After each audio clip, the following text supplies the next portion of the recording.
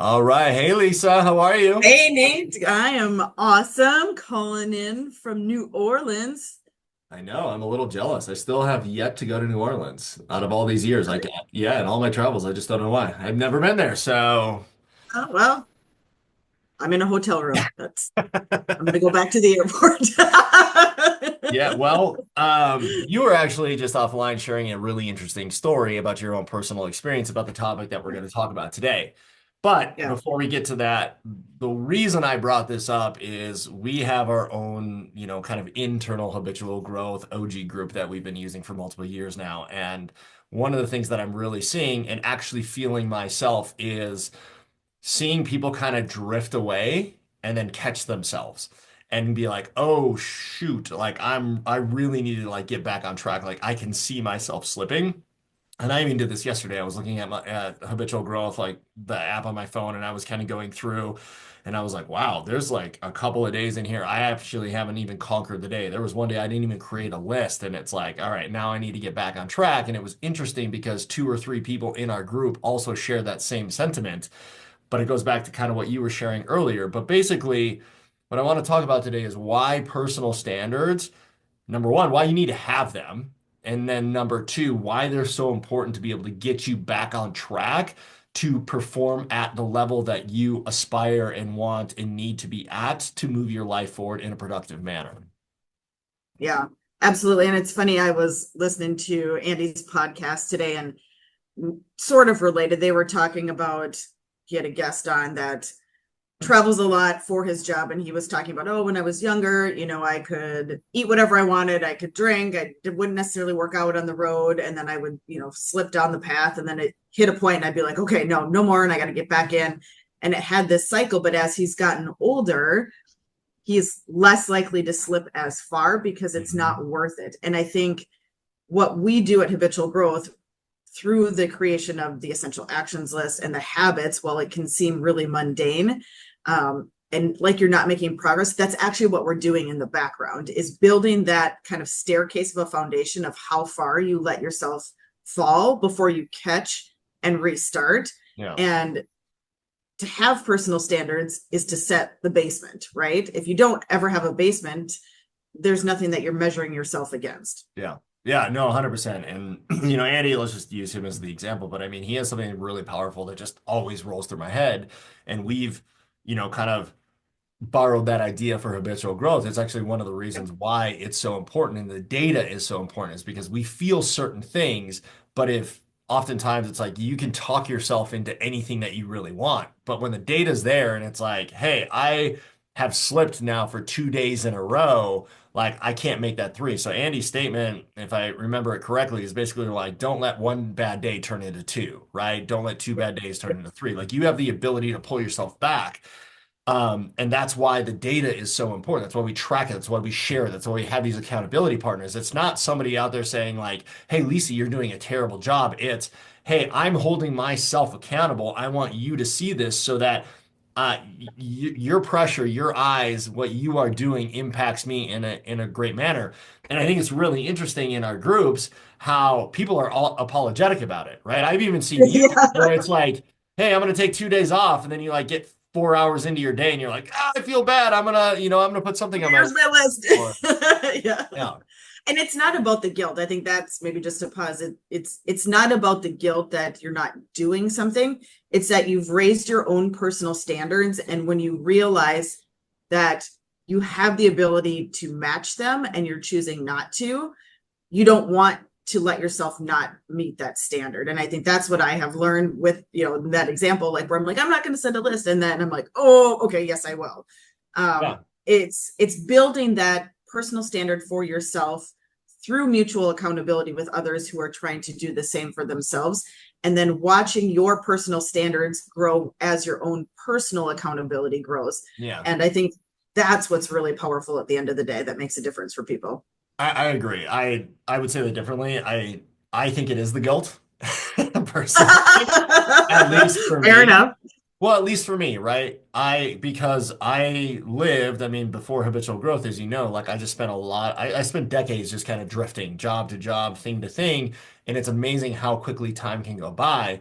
And as I get older, I don't have that much time. And so now it's like, hey, I have to be a little bit better. Going back to the story that you said about that gentleman that was traveling all the time, right? Like you slip up for 2 weeks in your health, and that can have dramatic impacts when you're older about your metabolism isn't as fast, or you can't build muscle as fast. And so you have to really be on your game. And so I use the guilt as a reminder.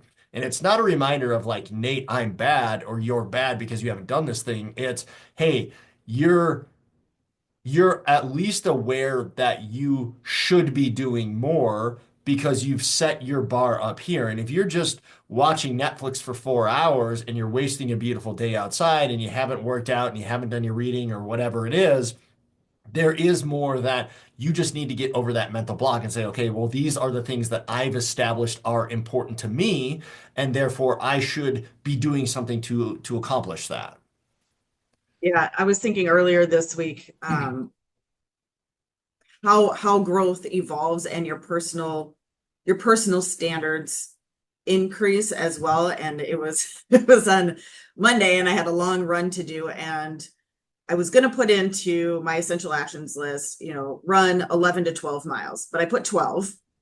And then I left and I had mapped out my run in my head. And I was like, okay, by the time I get back, it'll be at least 11 and a half miles. I might circle the block a couple times, call it good. And I get done, I was like, oh, this is really good. I'm feeling great. And I checked my watch and it was 10.2. And it was the most deflating feeling because I thought I was almost done. Yeah. And it was literally at that moment where I was like, do I stop? Do I just go to 11 or do I make the full commitment? And it was for me such an amazing mind shift that's created over the years of what we've been Mhm. doing, Yes. because the immediate following thought was, you committed to 12, it should be a minimum of 12 if not more, like, Mhm. and discipline through. And I did. And it wasn't pretty and it wasn't great, but it was, I think that's the feeling that I am so passionate about for people to be able to get to, is that immediate catch of yourself that says, no, I set the bar here, and that is the minimum that I'm going to go to follow through on my commitments to myself. Yeah.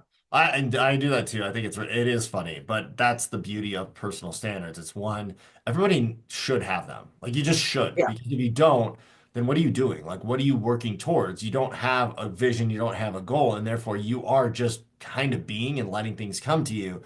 And that leads me to my next question, because I'd like you to share, with what details you can that you just went through, because, one of the things that we want to convey to our audience is there's a lot of people that use habitual growth that are in the corporate environments. And sometimes it's hard to piece together like, hey, I may not be like Lisa and I'm, running 12 miles a day or working out every day, but like in an office environment, there's certain things you can control. So if you could share that example, because I think that's a great um, just segue of this is why personal standards are really important and how they can impact your day, your experience, whatever event you're at, or your work environment. Yeah. Yeah. I'll give just high level because I think, it's like you and I talked, the personal development aspect, and learning to pivot, but also understand how much control you have over the next thing that happens, even in the face of something that's completely outside of your control. Yeah. And I think we've talked about before, I had goals built around public speaking and presentation, and was in a presentation recently where we had people in the audience that were just downright rude and shut things down. And it was one of those moments where I was like, oh crap, like, what do I do now? Like, do I stand up? Do I go in the corner and cry? Do I just pay the check and walk out the door? Um, and we were able to pivot and get to a point, and everything was wonderful at the end. But what I took away, and I think what you and I had talked about, was the meeting after was, we can't control everything that's always going to happen to us. Most things we actually can't control. And so our reaction to what we can control and what we do next should be our focus through personal development. So Yeah. how do you pivot? What do you take control of? What do you take accountability for in your life and say, I could have done this differently. I can own this the next time. How can I be better prepared? And that applies consistently, in my experience, in the professional environment, in a corporate environment, because there are people above and below you that have completely different expectations of who you should be and what you should be doing. So, one, know who you are, authentically be that, build your personal standards and your boundaries so Yep. people understand where your line is. And then don't sweat it. Understand that if you have done everything in your control in a situation that is uncontrolled, walk away and feel good about that, but take a lesson and, learn from that experience. Yeah. It's really hard, and, and especially in corporate environments where so much is out of your control, you're presenting, you're sharing information, you're, working on a project that doesn't necessarily turn out that Yeah. way or is received in a specific way. But that personal standard of, hey, I'm going to rule by the data. I'm not going to be emotional. I'm going to control what I can control. I'm going to be focused on not letting this one incident ruin the rest of my Yeah. day, right? Or even, make sure that if it's a good meeting that, I'm still coming back and dealing with the other issues that need to be dealt with. And so there's so much in that environment where when it is you and you are going through that and you do have those personal standards and you're aware of those personal standards, then you can really navigate the scenario because that's tough, right? And I would say in the couple of years that we've done this, I've done the same thing, and I'm actually a lot more vocal about my standards. And I do it specifically with our kids. I try to do it with my wife as much as I can without getting in trouble, in all fairness. Yep. Um, A for but effort. but right, like things like, hey, mom and dad aren't here to clean up after you. So if you make a mess, you're gonna clean it up. You spilled Yeah. Kingston spilled milk the other day, right? And he's like, Dad, clean it up. I'm not gonna clean that up. Go get a rag. I'll help Yeah. you, but you need to start taking initiative. They're doing chores, they're 4, 6, and 2 years old. They're, doing things around the house already. But that it's amazing when you have that number one, how when people don't have it, they look to the people with standards, right? Because you're in control, you're balanced, you're non-emotional typically. And then number two, you also have a better vision for yourself of how you're going to operate. And you kind of have this lane where you're not going to deviate no matter what the circumstances is. And that balance creates a lot of comfort for people without personal standards.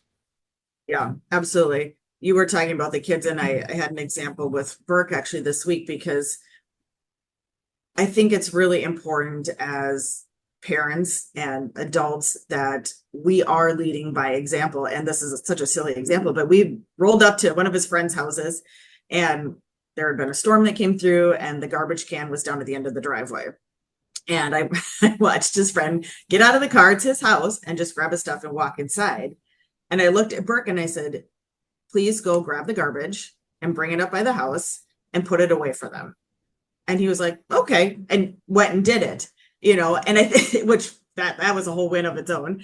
Impressive. But I think, yeah, but I think it's really, and I thought about it later, and it's something so simple Hmm. and something that most people would overlook. But think about the discipline that instills in someone and an accountability that this isn't mine, but I can clean up and do something for someone else that makes a difference and sets an example so that family is going to walk out, the door the next day and the garbage will already be there. Yeah. And I think sometimes we expect personal standards and personal accountability to be these grandiose shows of like, hey, this is, I'm so tough or I'm so disciplined. And it's Yeah. actually those small little things Hmm. over time that build that solid foundation that the bigger things come from. I love that. That's awesome. And I'm not going to say anything else. Let's just leave it at that. I think that's fantastic. There's a lot more threads we can pull on just around the self-awareness, around Yeah. the details and paying attention, around self-awareness. So